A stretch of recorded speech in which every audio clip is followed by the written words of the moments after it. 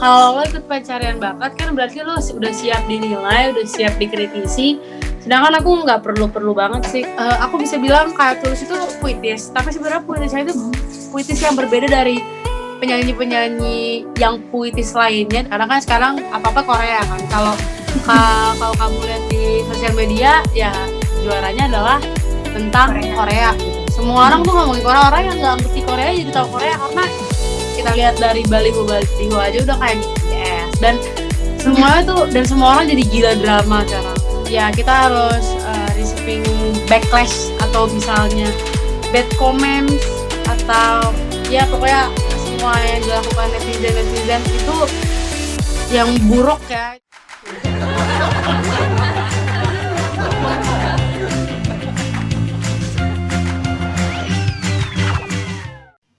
Hai sobat semuanya, selamat datang di segmen Bincang Seru. Sebelumnya, perkenalkan, aku Kratisya Rahmanita atau biasa yang dipanggil Tei. Dan masih bersama dengan bintang tamu kita, Dri Gita Meliala, atau yang dikenal dengan nama It Gita. Hai Gita. Halo. Sebelum kita ngobrol-ngobrol nih, aku kepo deh. Nah, nama kamu kan Brigita Meliala ya? Terus kenapa punya nama populer It Gita? Itu ada kepanjangannya nggak sih? Atau gimana tuh? It Gita itu dari singkatan yang ada di luar negeri, IDGIF. Terus aku masukin nama aku karena dulu tuh kayak beken aja gitu kan, nama-nama yang unik dibuat nama username Twitter, Snapchat gitu kan. Contohnya kayak Aiweo, kayak semua orang pakai nama Aiweo di belakang namanya. So gue kayak aduh apa nih yang unik yang bisa aku pakai di username aku. Terus aku kayak ngeliat IDGIF terus kayak Oke, gue anaknya rada-rada nggak pedulian sih. Oke, silakan langsung aja It Gita. Dan kenapa aku milih itu karena aku udah pakai itu dari lama banget, dari awal-awal main sosial media. Jadi itu nama yang sangat melekat aja gitu. Wow, ternyata keren banget arti namanya ya. Yes, thank you. Tapi kamu dipanggilnya Gita kan? Betul. Oke Gita, selama pandemi ini kamu bisa dibilang termasuk yang produktif banget lah ya.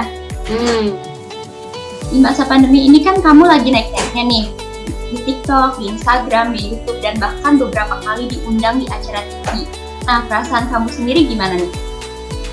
Perasaan aku sendiri justru pasti bersyukur banget ya, karena banyak teman-teman kita atau orang-orang yang berada di tahap kesulitan banget di masa pandemi kayak gini. Apalagi ini nggak kelar-kelar, banyak orang yang berada di ketidakpastian. Aku justru merasa kayaknya kalau misalnya nggak ada pandemi ini mungkin aku nggak bakal dapat berkah sebesar ini. Jadi aku justru sangat bersyukur banget dan lebih ke arah aku harus pinter-pinter yang namanya menjadikan pandemi ini tuh sebagai tantangan sih. Aku nggak boleh ngeluh di saat-saat kayak gini karena orang pasti banyak yang pengen posisinya itu kayak aku sekarang, dalam arti bisa ngerasain enaknya hidup lah, sedangkan orang banyak yang kesusahan. Jadi aku justru benar-benar menjadikan pandemi ini sebagai gimana ya caranya supaya gini-gini, supaya gue tetap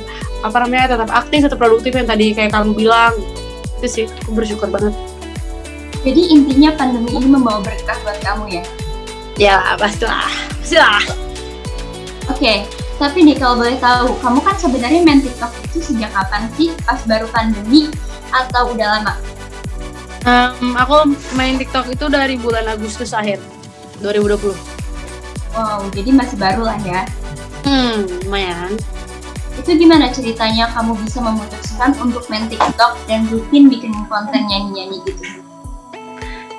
Sebenarnya awalnya itu aku sebenarnya udah disuruh main TikTok tuh lagi lama sama teman-teman aku, karena di TikTok tuh awal main kayak sekitar Juni-Juli itu kayak udah banyak kreator-kreator yang unik gitu kan, apalagi di ranah-ranah nyanyi gitu, dan orang-orang pada bilang kayak udah lu main TikTok aja sih gitu kan. Tapi sebenarnya karena aku di situ masih ada kesibukan, walaupun pandemi juga kayak kesibukan yang di luar akademis juga, di akademis juga sibuk, jadinya aku kayak ya apaan sih, udahlah ngapain sih main TikTok gitu kan, kayak nggak ada, kayak ya udah banget gitu. Aku nggak tahu kalau misalnya TikTok tuh segitu powerfulnya di orang-orang gitu kan.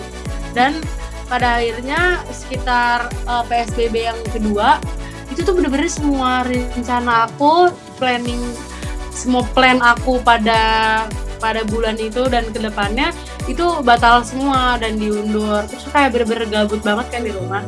Akhirnya bentar. Sorry. Akhirnya aku sama temen aku kayak udah lanjut. Ini terakhir kalinya gue bilang kalau lo main TikTok aja gitu ya. So gue kayak oke, kayaknya gue harus nyoba deh. Palingnya kayak cuma sekali 2 kali, kayak apa sih ruginya cuma ngupload nyanyi doang. Terus lama-lama ketagihan karena kayak semua orang tuh pada ngomongin pejuang FYP apaan sih gitu kan. Aku jadi kayak penasaran gitu. Akhirnya ya udah bikin konten terus supaya dapet FYP dulu gitu, drive. Oke. Kamu sendiri ini dari awal emang bikin konten nyanyi dan musik itu atau sempat bikin yang ngedance gitu atau gimana?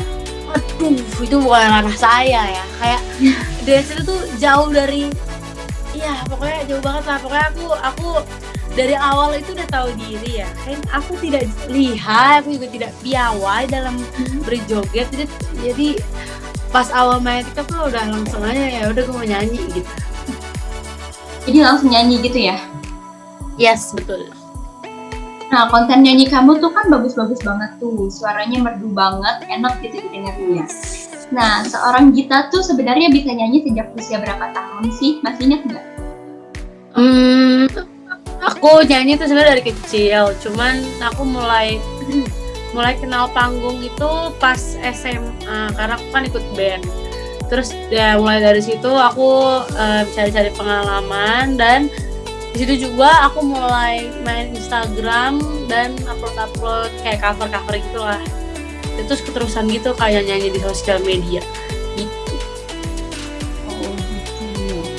Jadi kamu dari kecil udah terlatih gitu ya buat nyanyi? Sebenarnya dibandingkan terlatih, kalau terlatih kan berarti ada kayak contohnya kayak les itu kan kayak terlatih gitu kan. Jadi lebih ke arah pengalamannya itu udah lumayan aku dapetin selama SMA itu sih. Oke. Kan banyak nih yang suka sama kualitas bernyanyi kamu. Ada nggak sih niatan buat kamu ikut ajang pencarian bakat itu atau malah udah pernah nih sebelumnya? Tidak pernah, aku tidak pernah ikut ajang pencarian bakat dan tidak ada niatan juga sih sebenarnya dari awal karena kalau aku pribadi pendapat aku nggak mau nyanyi aku dinilai aja gitu. Dalam arti kalau lo ikut pencarian bakat kan berarti lo udah siap dinilai, udah siap dikritisi.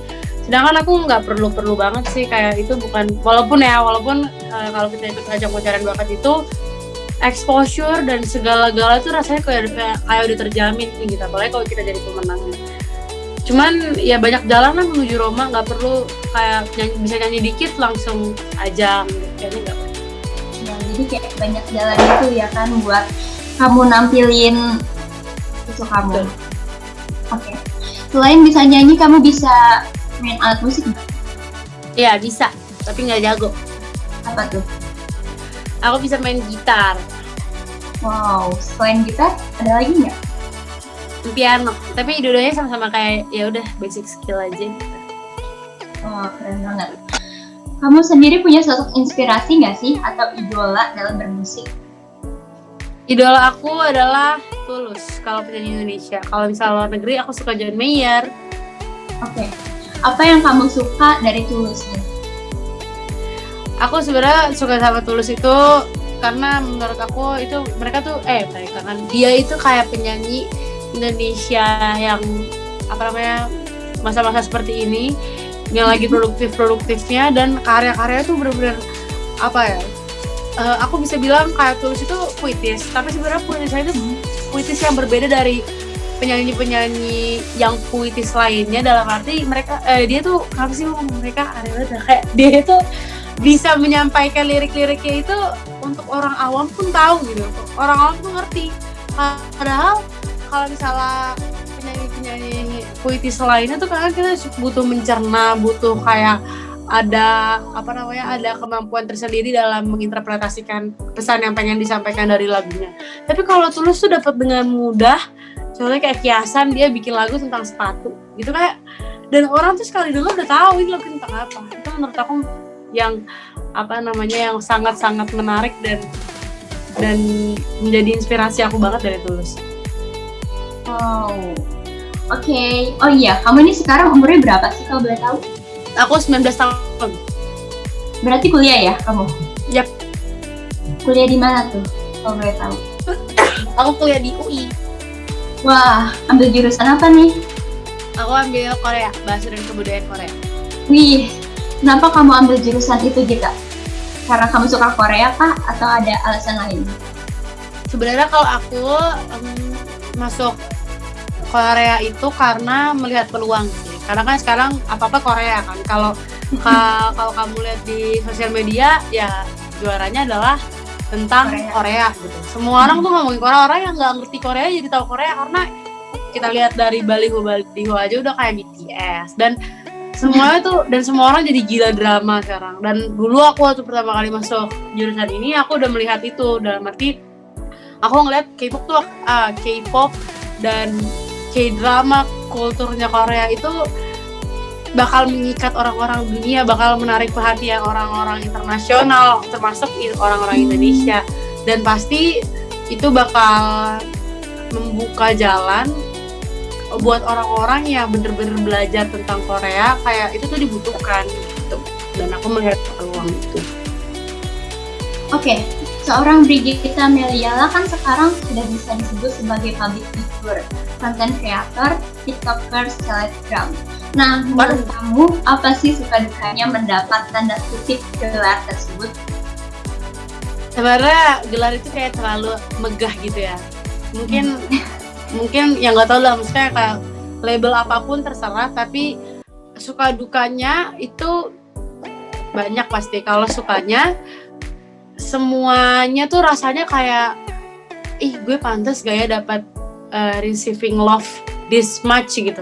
Kayak tiap hari ada yang dengerin lagu aku, tiap hari ada yang kayak nge-mention aku, entah itu apapun, dengerin suara aku di mana atau mereka dengerin lagu aku pas lagi di mana, itu kan sesuatu yang atensi yang bener-bener ya itu orang pada umumnya itu nggak mendapatkan itu gitu kan. Itu sukanya sih dapat support sebegitu banyak dan kita bisa lihat kalau misalnya bersyukur banget karya kita tuh didengar. Itu tuh sesuatu yang orang-orang tuh nggak bisa dapetin kalau misalnya nggak masuk ke dalam industri yang membuat suatu karya gitu. Itu sukanya. Kalau misalnya dukanya ya kita harus receiving backlash atau misalnya bad comments atau ya pokoknya semua yang dilakukan netizen itu yang buruk ya, itu kan di luar kemampuan kita gitu. Dan itu kita bisa nemuin itu tiap hari kalau misalnya kita nyari gitu. Ya tugas aku itu adalah ya udah biarin aja dan lebih ke arah ngambil positifnya. Kalau mereka tuh ngurusin hidup aku yang udah gitu, kita nggak ngurusin hidup dia tapi kok dia ngurusin banget gitu. Jadi lebih fokus ke ya udah berkarya aja gitu, karena mereka yang nggak suka akan terus gak suka. Jadi kamu termasuk tipe orang yang bodo amatan ya sama hate comment? Itu kalau dibilang bodo amatan sekarang tentu tidak ya, karena butuh perjalanan panjang untuk sekelas, contohnya kayak sekelas Raffi Ahmad yang dia tuh udah di tahap ini tuh kayaknya sebenarnya nggak peduli orang mau ngomong apa gitu, yang penting gue kerja gitu kan. Kayak pasti butuh banyak. Ke depannya kita nggak tahu akan separah apa atau akan ada apa. Cuman kalau sekarang aku lagi beradaptasi banget gitu untuk menghindari hal-hal itu nyakitin aku gitu, karena aku bisa nggak sengaja ngeliat atau nggak sengaja baca, itu kan sering terjadi kan. Dan ya. Nah, selain mendapat gelar tanda kutip tadi yang tadi aku udah sebutin, Brigitta Meliala juga belum lama ini meresmikan gelar terbarunya sebagai penyanyi dengan merilis single yang berjudul Hal Indah Butuh Waktu Untuk Datang, benar ya? Yep, betul. Ceritanya tentang apa sih single terbaru kamu itu? Boleh diceritain nggak? Single aku ini sebenarnya kalau misalnya teman-teman udah dengar itu tentang, misalnya secara garis besar tuh sebenarnya tentang orang jomblo gitu. Tapi kenapa aku ngambil jomblo? Karena ya kita semua kayak termasuk kamu pasti udah pernah mengalami fase jomblo kan, dimana kita ya udah single, nggak ada yang deketin atau nggak ada pacar gitu kan. Nah, aku ngambil topik itu karena sangat dekat dalam kehidupan sehari-hari kita gitu. Aku pengen kasih tahu buat teman-teman yang misalnya jomblonya lama atau sudah sendirian lama, kalau misalnya jangan mendiskreditkan diri sendiri. Untuk teman-teman yang insecure kayak suka nanya, emang gue kurang apa sih, emang gue kurang cakep, atau emang gue kurang pinter, atau gue kurang mumpuni, atau gue nggak pantas dapet pacar atau gimana, itu tuh pertanyaan sebenarnya nggak perlu gitu. Dalam arti ya jangan terlalu mendiskreditkan diri sendiri, karena hal indah butuh waktu untuk datang. Sebenarnya kalau misalnya kalian lihat in a bigger picture, sebenarnya lagu ini tuh untuk teman-teman mengerti kalau semua hal itu butuh proses gitu. Kayak tiap hari kita bangun pagi, kita berharap untuk hari ini itu bisa berguna di hari esok. Contohnya kayak aku melakukan hari ini berharap hari esok aku akan lebih bahagia, atau ini akan menjaga, kayak aku lagi liburan berarti ini untuk menjaga kesehatan mental aku, untuk menyiapkan aku ke kesibukan 2021 kayak gitu-gitu. Kita nggak semata-mata cuman hari ini bangun tidur tidur, terus habis itu kayak ya udah bodo amat sama hari apa yang terjadi hari ini. Sebenarnya itu kita semua berharap hari ini tuh akan menjadi bekal hari esok. Aku pengen teman-teman tuh untuk menghargai proses hidup aja, dan ya udah jangan memaksa hal indah tuh kapan sih datengin ke hidup gue, kayak kenapa sih hidup gue tuh menderita banget gitu, karena semua tuh pasti akan ada waktunya gitu. Oke. Jangan-jangan ini relate ya sama pengalaman pribadi kamu, gimana nih? Pasti relate, dan pasti relate ke semua orang juga, karena kita kayak hal indah tuh banyak banget kan. Hal indah tuh entah besok kita bakal ketemu sama siapa, atau besok kita mau main sama siapa, itu kan hal indah. Kayak semua tuh hal indah, bertemu kamu itu hal indah, kayak bisa ngobrol bareng ini hal indah gitu. Semua itu butuh waktu gitu. Nah, boleh dong ajakin sobat-sobat yang nonton video ini buat dengerin lagu ke kamu. Oke. Untuk teman-teman langsung aja dengerin lagu Hal Indah Butuh Waktu Untuk Datang, ada di Spotify, Joox, Reso, YouTube Music, Apple Music, terus ada juga lirik videonya di YouTube. Langsung aja dengerin gitu. Tuh sobat-sobat, jangan lupa dengerin semua lagu barunya kita ya. Yeay. Oke.